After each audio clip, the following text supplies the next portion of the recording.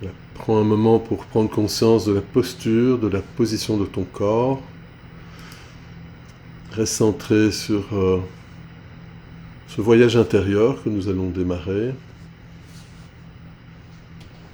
Et l'idée n'est pas de nécessairement tout faire en une seule fois. L'idée c'est plutôt de laisser les mots infuser, décanter, comme si c'était une musique que tu écoutais, qui réaccorde un instrument. Et entre ces différentes étapes, reste bien centré sur la respiration, sur cette intention de compassion bienveillante, de cohérence cardiaque compassionnelle avec une intention de compassion. Et nous allons essayer d'entamer ce chemin de renaissance. Déjà en prenant conscience que j'ai le droit d'accepter la grisaille. Tout simplement, avant de chercher la lumière. Je peux prendre un moment pour honorer l'ombre, pour honorer le fait que cette lumière est d'autant plus mise en valeur que j'ai du vécu, des ressentis. Que par exemple la perte de la joie, ce n'est pas nécessairement une panne, c'est plutôt un système de protection. Là, il reste bien centré sur ta respiration, 5 secondes d'inspire, 5 secondes d'expire, avec cette intention de bienveillance envers toi-même. Et que ton corps, notre esprit, dans leur grande sagesse, peuvent avoir parfois besoin de se mettre en jachère, vraiment de laisser reposer ce terrain pour ne plus souffrir, ou pour prendre conscience que la souffrance est en partie illusoire, qu'elle est souvent entretenue, alors qu'on pourrait simplement laisser le terrain en friche pour qu'il se ressource, se renourrisse, et qu'il puisse reproduire à nouveau un biotope beaucoup plus énergisant pour nous-mêmes. Et prendre un moment pour reconnaître ce qu'on appelle l'anédonie, donc l'absence de plaisir, de joie, ou même la fatigue. Ce n'est pas une défaite, c'est juste être dans l'acceptation de ce qui est, dans la compréhension de ce qui est, et de reprendre l'énergie suffisante que pour me mettre en action, bouger. C'est le premier pas vers la reconstruction. C'est accepter que le livre de la vie peut avoir une page froissée, mais que cette page fait partie de notre histoire. Ce qui peut me permettre, en cessant de lutter contre mon propre état, de libérer l'énergie nécessaire pour la suite, au lieu de la mobiliser à lutter contre ou à entretenir. Je peux récupérer ce temps intérieur, cet espace, pour libérer l'énergie nécessaire pour la suite. Comme ces quelques vers, donc le monde semble parfois une froide clôture, où l'âme cherche en vain une nouvelle allure. Mais c'est dans le repos, loin de toute morsure, que se prépare au loin la plus belle aventure. Et à partir de cet instant-là, une fois que j'ai pu dépasser l'acceptation de cette grisaille, je peux vraiment passer à une phase d'ancrage et de sécurité, comme mon lieu de sécurité dans la nature, mon lieu de sérénité dans la nature, et rester en conscience que la joie ne peut fleurir que sur un sol sécurisé, sur un sol stabilisé. On ne demande pas nécessairement à une fleur de pousser dans une tempête, mais je peux vraiment prendre le temps d'expliquer, d'exprimer à mon système nerveux autonome que le danger est passé. Je peux vraiment agir sur mon système vagal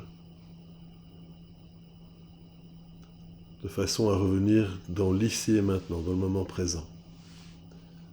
Dans l'observation que ici et maintenant, le danger est parti. Prends le temps de prendre conscience de la position de tes pieds sur le sol ou dans leur posture actuelle, de ta respiration qui entre et qui sort, idéalement 5 secondes d'inspire, 5 secondes d'expire. Et ça, c'est notre base. Tu peux même utiliser une forme de discours de soutien avec ce type de pensée, de phrase consciemment posée. J'entends mon besoin de sécurité et de réassurance. J'entends mon besoin de sécurité et de réassurance. J'entends mon besoin de sécurité et de réassurance. Et en t'offrant cette compassion, tu peux activer le frein naturel de l'angoisse. C'est comme si tu préparais le terrain pour que la motivation puisse un jour, plus ou moins proche, ou même très proche, pointer le bout de son nez, sans qu'il y ait quoi que ce soit d'autre à faire que de laisser faire, à ton rythme. Et prends un moment pour à nouveau reconscientiser que quelques minutes d'une montre peut représenter dans notre temps intérieur de longues heures, journées, semaines, mois, années de bonne préparation, de meilleure préparation, afin de bien revenir dans l'ici et maintenant. On bâtit son abri, une solide structure, pour offrir au présent une douce parure, par exemple. Car la sécurité, c'est la seule soudure qui répare les cœurs et chaque déchirure, chaque blessure.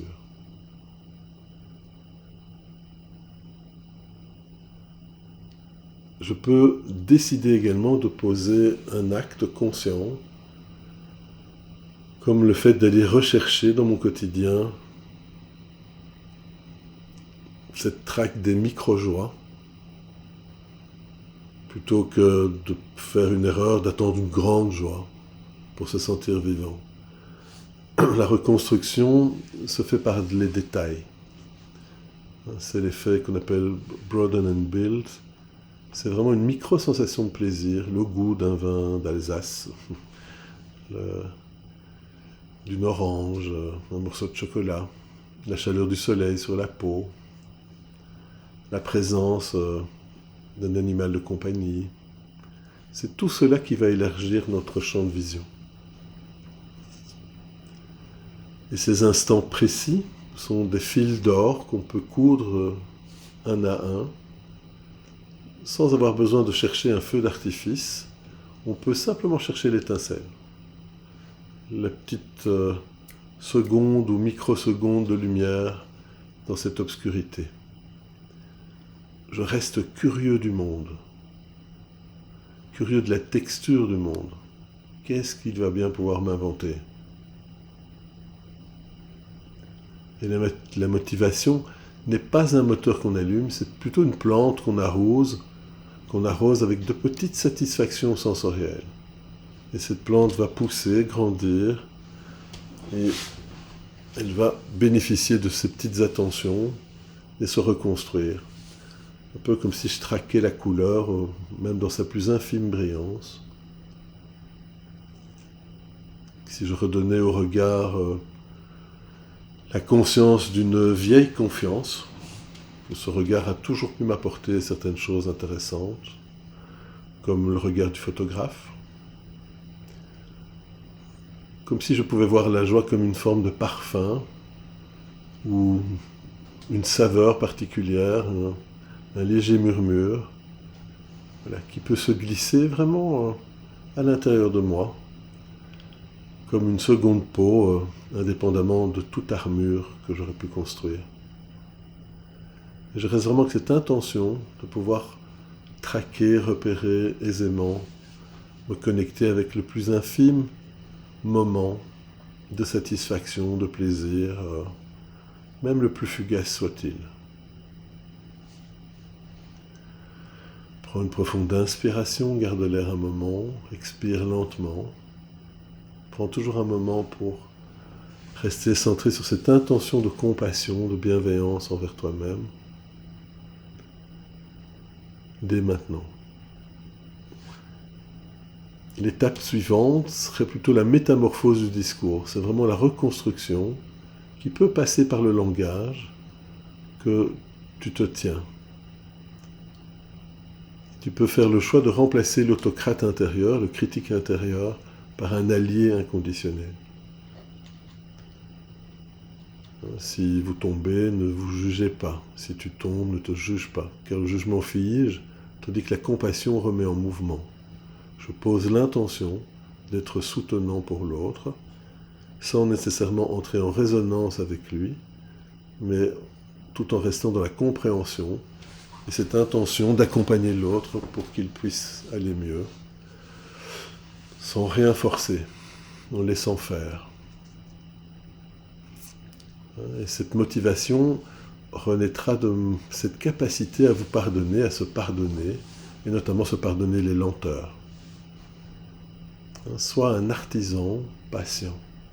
Chaque pensée de soutien, c'est une écriture nouvelle qui peut s'imprimer dans les cellules. Nous ne sommes plus la victime du passé, nous sommes l'architecte de notre propre structure intérieure. Je peux vraiment reposer mon attention vers ce qui me fait le plus grand bien. Chaque mot de douceur, c'est comme une sainte écriture qui dessine pour nous une nouvelle envergure, une capacité à se construire.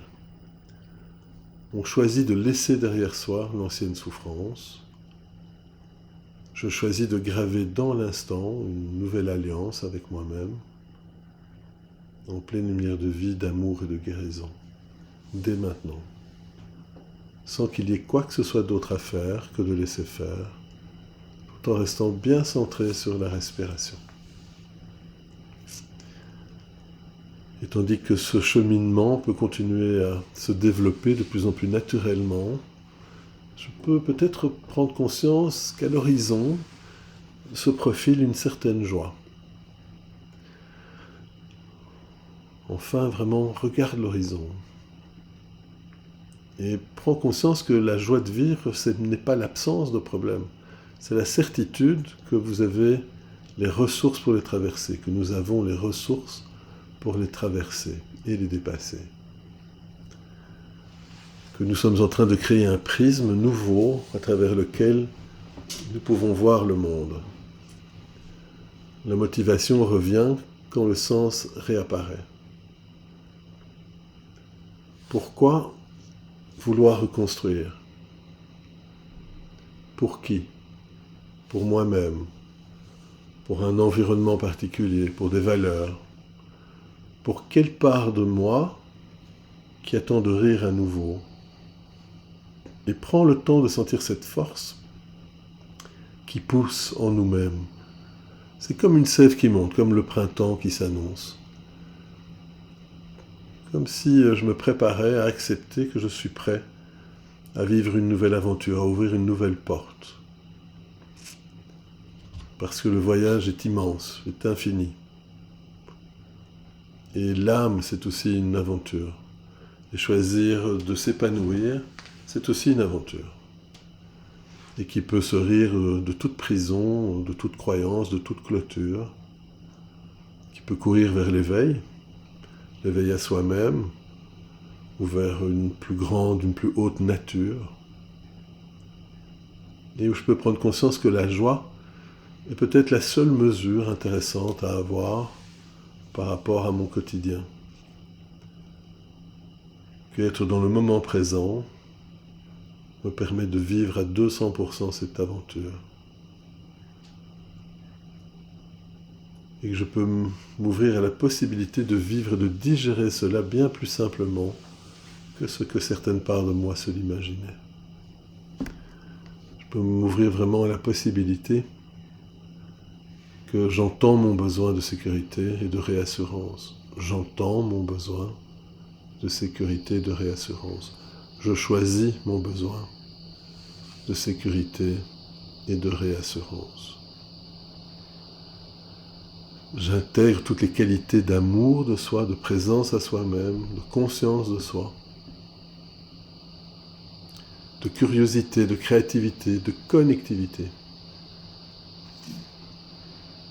d'estime de soi, de confiance en soi, d'affirmation de soi, de calme, de courage, de clarté, de compassion et toutes les autres qualités utiles, depuis ma conception et même avant, même bien avant. Et je laisse se diffuser, se renforcer, se développer toutes ces qualités en remontant la ligne du temps, à travers toutes les situations, tous les événements, toutes les parts de moi-même, tous les liens, toutes les connexions, toutes les relations, dans la juste mesure de réparation, pour toutes les parts de moi présentes, impliquées ou impactées, et en pleine lumière de vie, d'amour et de guérison à partir de mon espace adulte et d'être humain adulte. C'est normal que des parts de moi puissent se sentir parfois bousculées ou interloquées ou interrogées, interdites. Mais d'un autre côté, la vie est mouvement. Et depuis ma conception jusqu'à aujourd'hui, mon corps n'a cessé d'évoluer. Mon esprit n'a cessé d'apprendre. Et je m'ouvre à la possibilité de pouvoir apprendre bien plus simplement. Et d'observer que la motivation renaîtra de cette capacité à me pardonner, à être ouvert à qui je suis, dès maintenant. À être ouvert au moment présent, à sortir du figement, à sortir du jugement, car la compassion remet tout en mouvement, encore et encore. Je reçois, j'accueille, j'accepte positivement, bénéfiquement, avec douceur. J'intègre et je digère toutes ces informations, toute cette énergie, toute cette conscience, et je la partage avec toutes les parts de moi qui en auraient le besoin, qui seraient présentes, et toujours en pleine lumière de vie, d'amour et de guérison, à partir de mon espace adulte et d'être humain adulte. Je suis l'architecte de ma propre structure intérieure. J'harmonise toutes ces parts avec cette nouvelle conscience. J'harmonise toutes mes parts avec cette nouvelle conscience. J'harmonise tous mes systèmes avec cette nouvelle conscience. Et en pleine lumière de vie, d'amour, de guérison, et à partir de mon espace adulte, et d'être humain adulte. Prends vraiment un moment de remerciement, de gratitude envers toi-même, de conscience que tu peux avoir la certitude que tu as toute la force nécessaire pour traverser ce que tu dois traverser et reconstruire ou développer tout ce que tu souhaiterais développer dès maintenant. L'âme est une aventure. Voilà. Et la joie est un élément sur lequel je peux mesurer